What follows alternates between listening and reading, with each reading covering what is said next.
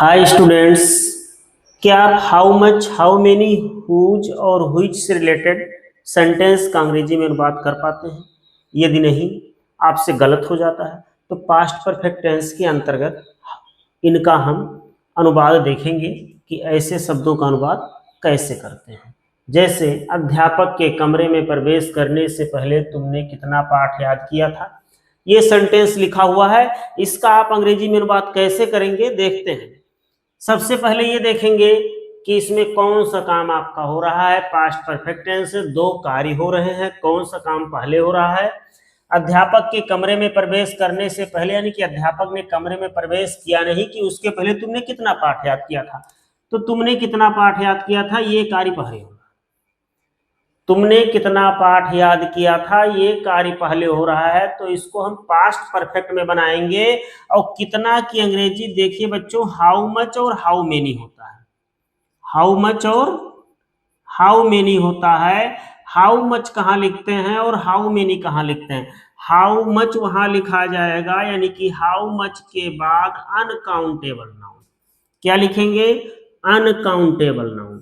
ठीक है। और हाउ मेनी के पश्चात काउंटेबल नाउन आएगा। क्या आएगा? Countable noun. समझ रहे हैं? तो हाउ मेनी के पश्चात काउंटेबल नाउन, हाउ मच के पश्चात अनकाउंटेबल नाउन। कितना या कितने की अंग्रेजी हाउ मच या हाउ मेनी होता है। तो कितना पाठ, पाठ आपका काउंटेबल है तो हाउ मेनी सबसे पहले आप लिखेंगे। क्या लिखेंगे बच्चों? How many. ठीक है। How much, how many, whose और हुइच से अगर किसी भी सेंटेंस को आप लिख रहे हैं तो इसके साथ नाउन भी आएगा, कितना पाठ। तो हाउ मेनी के पश्चात प्लूरल नाउन रहता है, हाउ मेनी लेसन्स। क्या लिखेंगे आप? How many lessons. ये बनेगा आपका पास्ट परफेक्ट में। तो आपको पता होगा कि पास्ट परफेक्ट टेंस का हेल्पिंग वर्ब हैड होता है। तो हाउ मेनी लेसन्स हैड, उसके पश्चात तुमने सब्जेक्ट है तो हैड यू। याद करना का लर्न, और लर्न का थर्ड फॉर्म क्या होता है? Learn. How many lessons had you learned before. अध्यापक के कमरे में प्रवेश करने से पहले, तो बिफोर द टीचर। क्या लिखेंगे? Before the teacher entered the class. Entered the class. एक और बहुत इंपॉर्टेंट चीज बता रहा हूं आपको, इंटर्ड के पश्चात यहाँ पे इन नहीं लिखेंगे, यानी इंटर्ड के पश्चात प्रीपोजिशन का प्रयोग नहीं करेंगे। कमरे में तो इंटर्ड इन द क्लास लिख देंगे, गलत हो जाएगा। ठीक है। तो how much, how many, whose और हुइच के साथ उससे संबंधित नाउन्स भी लिखे जाते हैं।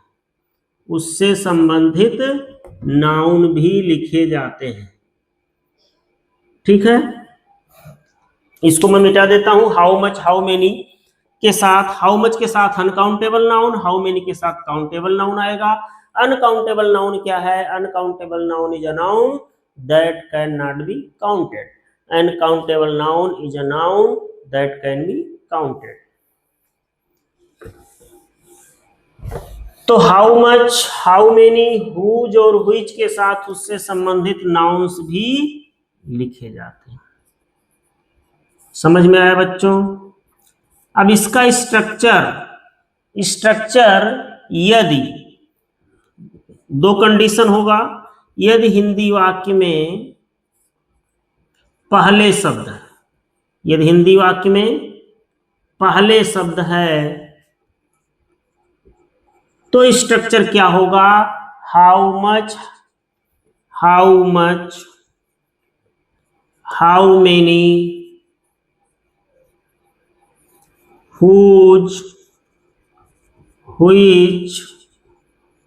ये शब्द सबसे पहले लिखेंगे, उसके पश्चात इन शब्दों से रिलेटेड आपका नाउन आएगा। ठीक है। उसके पश्चात हम सब्जेक्ट लिखेंगे। क्या लिखेंगे? सब्जेक्ट। उसके पश्चात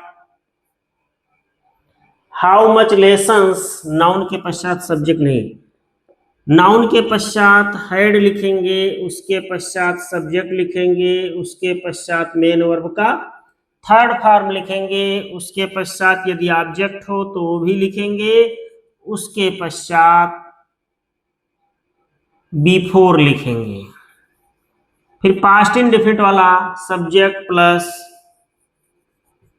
मेन वर्ब का सेकेंड फॉर्म, इसके साथ कोई ऑब्जेक्ट है तो लिखेंगे, अन्य शब्द है तो उसकी अंग्रेजी भी लिखेंगे, फिर क्वेश्चन मार्क लगाएंगे। तो यदि हिंदी वाक्य में पहले शब्द है और हाउ मच, हाउ मेनी कितना, कितने, हुज मीन्स किसका, व्हिच मीन्स कौन सा, इन सब ये सभी शब्द आपके हिंदी वाक्य में आते हैं तो इनकी अंग्रेजी कितना या कितने आता है तो हाउ मच और हाउ मेनी लिखते हैं। हाउ मच कब लिखते हैं, जब आपका नाउन जो होगा हाउ मच के साथ वो अनकाउंटेबल होगा। हाउ मेनी कब लिखते हैं, जब हाउ मेनी के साथ जो नाउन होगा वो काउंटेबल होगा। हुज मीन्स किसका, व्हिच मीन्स कौन सा। ठीक है, ये आपका संबंध दिखाएगा और ये आपका संबंध नहीं दिखाएगा, कौन सा, डिस्ट्रीब्यूटिव। ठीक है, डिस्ट्रीब्यूट करेगा कौन सा। तो व्हिच के साथ उससे संबंधित नाउन्स लिखे जाते हैं। हिंदी वाक्य में पहले शब्द तो ये आपका स्ट्रक्चर होगा, इसको नोट कर लीजिए या स्क्रीनशॉट ले लीजिए। दूसरा वाक्य हम लोग देखते हैं, इसको मिटा देते हैं हम। दूसरा वाक्य,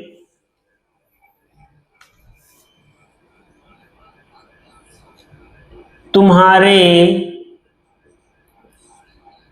घर जाने से पहले, तुम्हारे घर जाने से पहले वह कितना दूध खरीद चुका था, वह कितना दूध खरीद चुका था। देखिए बच्चों, ये क्वेश्चन है, क्वेश्चन मार्क लगाएंगे। तुम्हारे घर जाने से पहले वह कितना दूध खरीद चुका था, इसका अनुवाद कैसे करेंगे, ध्यान से देखिए, गलत नहीं होना चाहिए। इस तरह से पढ़ाई करो कि जो पढ़ो एकदम 100% क्लियर हो जाए, वहां पे कमी की कोई गुंजाइश न रहे।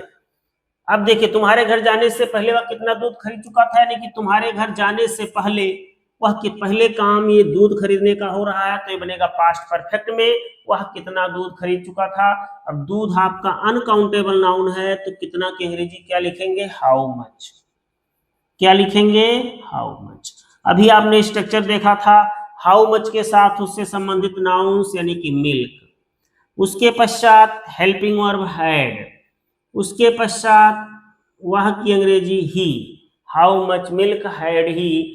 बाई मीन्स खरीदना होता है, इसका थर्ड फॉर्म क्या होता है, सेकेंड फॉर्म बॉट और थर्ड फॉर्म भी बॉट ही होता है।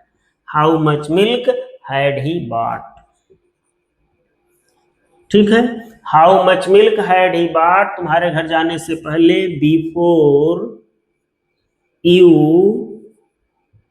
Went home, before you went home, तुम्हारे घर जाने से पहले वह कितना दूध खरीद चुका था। आगे देखिए, उसके पिताजी के घर पहुंचने से पहले वह किसका बटुआ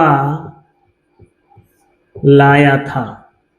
यहां पे देखिए, किसका बटुआ, ये संबंध बता रहा, तो हुज पर्स लिखेंगे। क्या लिखेंगे, whose purse. Whose purse, whose purse आपने लिख दिया। अब इसके पश्चात हेल्पिंग वर्ब हैड आएगा। क्या आएगा, had. Whose purse had, subject क्या है, ही। लाना की अंग्रेजी ब्रिंग, ब्रिंग का third form brought. Whose purse had he brought, वह किसका बटुआ लाया था तुम्हारे घर पहुंचने से पहले, बिफोर, उसके पिताजी के घर पहुंचने से पहले, before his father reached home, reached home. समझ में आया। अब देखिए, हम लोग व्हिच वाला एग्जाम्पल लिखते हैं। रेलगाड़ी आने से पहले, रेलगाड़ी आने से पहले उसके पिताजी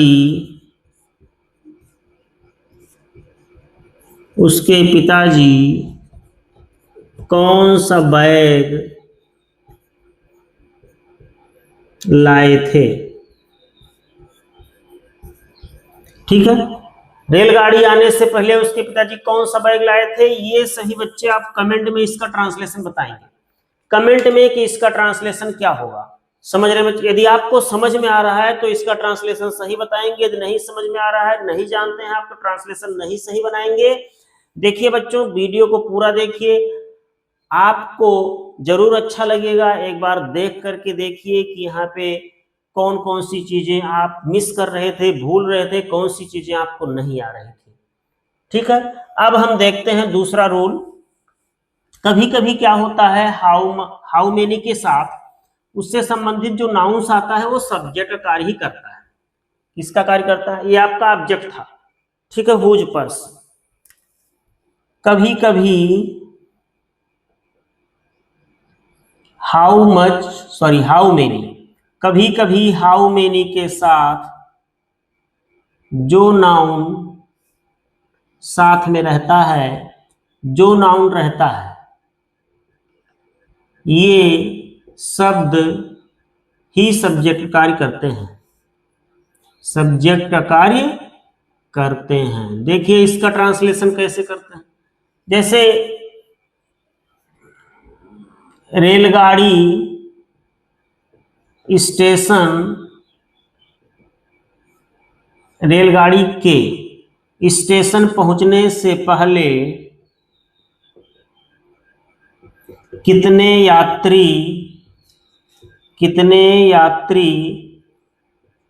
स्टेशन पहुंचे थे, कितने यात्री स्टेशन पहुंचे थे। ठीक है, देखिए कितने यात्री यही शब्द सब्जेक्ट कार्य कर रहा है। तो हाउ मेनी क्या लिखेंगे, how many passengers, how many passengers, कितने यात्री। अब